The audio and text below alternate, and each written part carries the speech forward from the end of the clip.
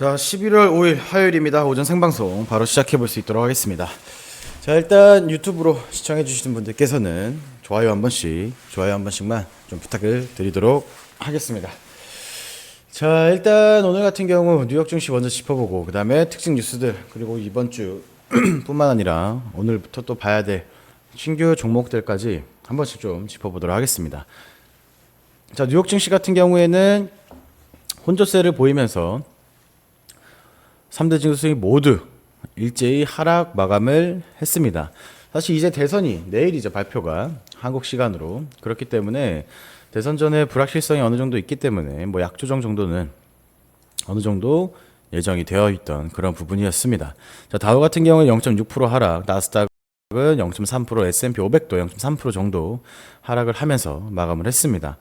사실 모두 뭐 오차 범위 내 초접전을 기록하고 있고, 여기서 우리가 좀 집중을 해봐야 될 것은 트럼프 미디어 앤 테크놀로지 그룹이 주가가 12%가 넘는 하락률을 보이면서 급락 마감을 했다. 직접적인 트럼프 관련주로도 볼 수 있는 것이죠. 사실 대선 전에는 항상 말씀을 드리죠. 지난주부터 말씀을 드렸습니다.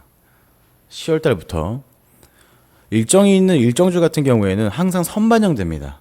항상 선반영되고 그 이후에는 어떤 결과가 나오던 간에 차익 실현 매물이 나올 가능성이 굉장히 높습니다. 자, 이 말은 무엇이냐? 만약에 해리스가 당선될 확률이 더 높다고 판단을 해서 해리스 관련 종목을 가지고 계시더라도, 물론 해리스가 당선된 이후에 관련된 종목들 단기적 변동폭 키울 수 있습니다. 다만 그 이후에는 차익 실현 매물 나올 가능성이 굉장히 높습니다. 반대로 말씀을 드리면 당선되더라도 안 오를 확률도 굉장히 높다. 왜냐? 재료 소멸로 판단합니다. 모든 주가는 항상 어떠한 기대감에 대한, 어떠한 일정에 대한 선반영됩니다. 항상 먼저 움직이죠. 극단적인 예를 들면 연말에 오징어 게임 2 개봉 티저 공개된 이후에 전일 오징어 게임 관련주들 다 상승 나왔습니다. 그렇죠? 개봉 2달 남았습니다. 항상 선반영된다라는 점 인지하고 주식을 하시기 바랍니다. 그래서 저희는 직접적인 미국 대선 관련주들은 이미 지난달에 매매 추천과 방향 설정이 끝났습니다. 그렇기 때문에 이 부분만 인지하시면서 결과 그냥 천천히 보시고, 결과가 나온 이후에 방향성이 좀 더 확고하게 정해질 것으로 보여집니다.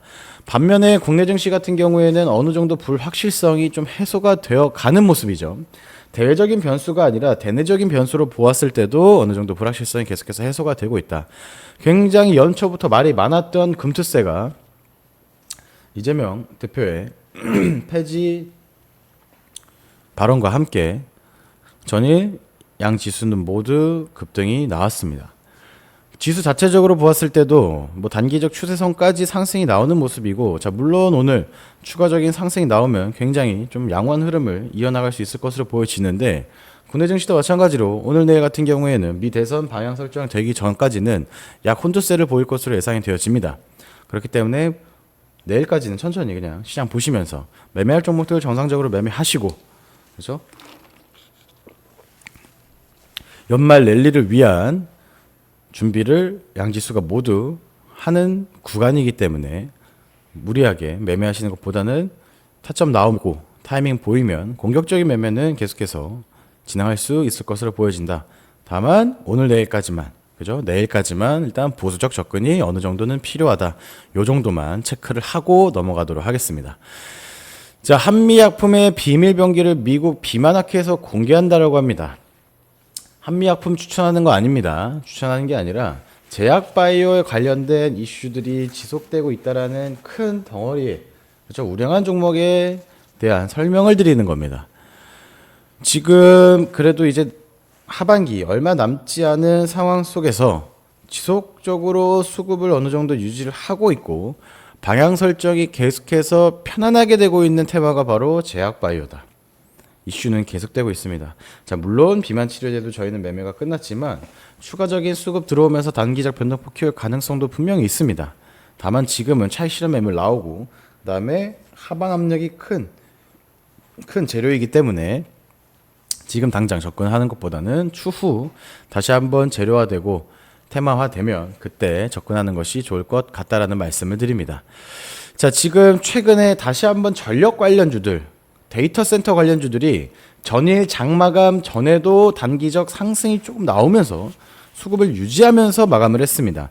사실 올해 중순에 굉장히 큰 폭의 상승이 나왔던 재료이자 시장 강세를 이끌었던 테마이죠.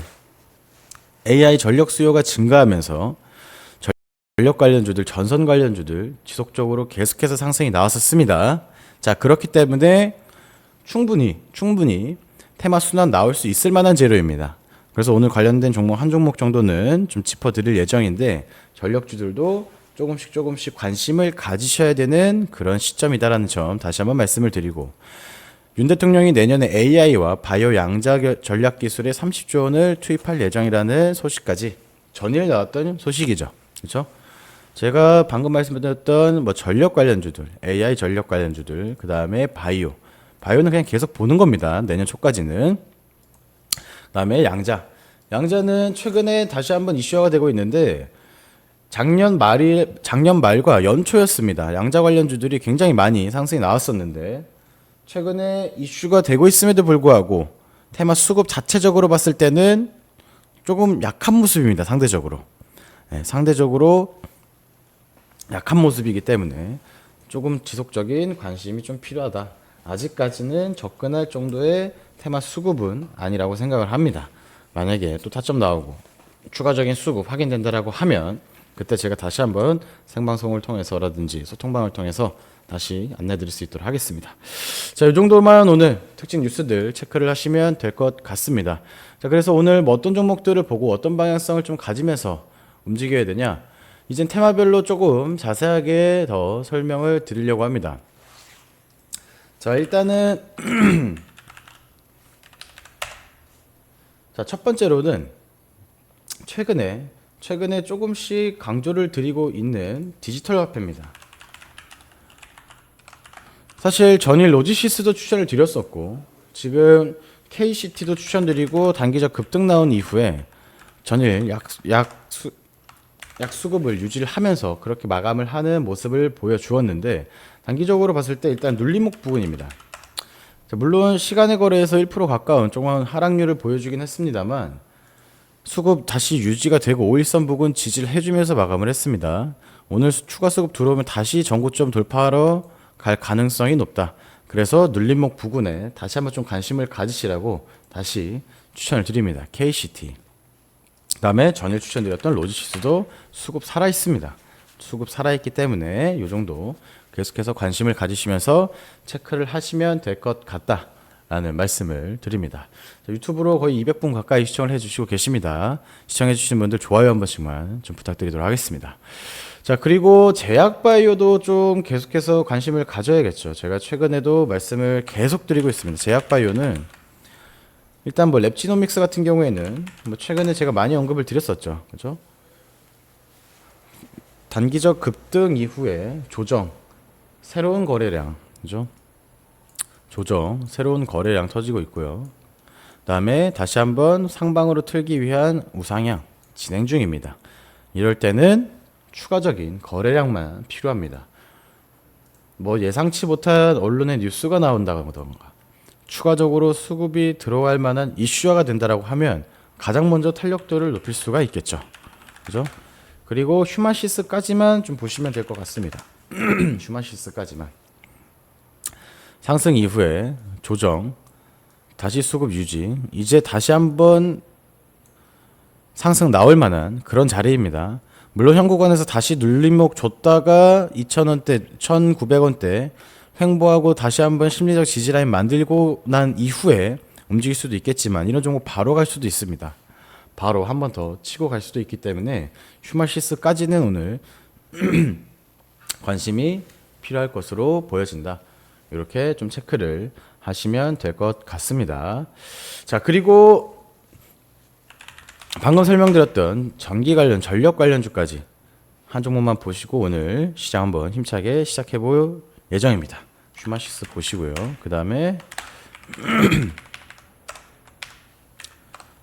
전력, 산일전기. 산일전기도 보시다시피 뭐 최근에 비교적 신규 상장 이후에 저점 잡히고 그다음에 다시 최근 저점 잡힌 이후에 거래량 들어오고 있습니다. 사실 최근에 대량 거래가 동반이 되고 최근에 다시 상방으로 틀 준비를 했기 때문에 현 구간에서 밀린다라고 하면 21선 부근에서 좀 짧게 일단 매도 대응하시는 게 좋을 것으로 보여집니다. 근데 만약에 추가적 수급 들어온다라고 하면 바로 탄력적인 모습을 보여줄 수도 있는 그런 구간입니다. 그러니까 추세 변곡점이죠. 그러니까 거래 받은 결과론적인 얘기입니다만, 그죠? 당연히 거래 받으면 가겠죠. 똑같은 얘기입니다. 그러니까 오늘 중요한 구간이다. 저항대도 명확하고요. 그죠? 1차적 저항대 47,000에서 5만원대 요 라인 부분만 뚫어준다라고 하면 상방으로 자리 잡을 가능성이 높다. 반면에 21선 밑으로 다시 빠진다라고 하면 시간이 오래 걸릴 수도 있기 때문에 일단 매도 대응하시는 것도 좋은 접근 방법이다. 요 정도까지만 체크를 하시고 오늘 시장 보시면 될 것 같습니다. 자, 앞으로는 8시 30분에 정확하게 방송 시작을 할 예정입니다. 그래서 25분부터 방송 링크는 올려드릴 예정이기 때문에 조금 5분만 더 일찍 들어오셔서 대기해 주시기 바라고, 바로 30분에 방송 간단하게 한 이후에 내용 정리해서 소통방 비롯해서 계속해서 정보 공유를 해드릴 예정이니까 참고해 주시면 될 것 같습니다. 자, 일단 현재 시각 오전 8시 41분 지나가고 있습니다. 전 또 종목 정리한 이후에 다시 소통방 통해서 공식적으로 안내 드릴 예정이니까 대기해 주시기 바라고, 날이 많이 춥습니다. 환절기, 감기 조심하시고 이제는 뭐 가을이 거의 없어지는 그런 듯한 느낌입니다. 오늘 아침에 굉장히 서울은 온도가 낮아서 패딩을 입어야 되나 싶을 정도로 굉장히 추웠는데 시청자분들께서도 감기 조심하시고 건강 유의하시기 바랍니다. 자, 오늘 생방송 이렇게 간단하게 마무리하고 앞으로는 8시 반 정각에 방송 시작할 예정이기 때문에 미리 25분에 8시 25분에 링크 올려드리도록 하겠습니다. 방송 마무리하고 실시간으로 안내드리겠습니다. 감사합니다.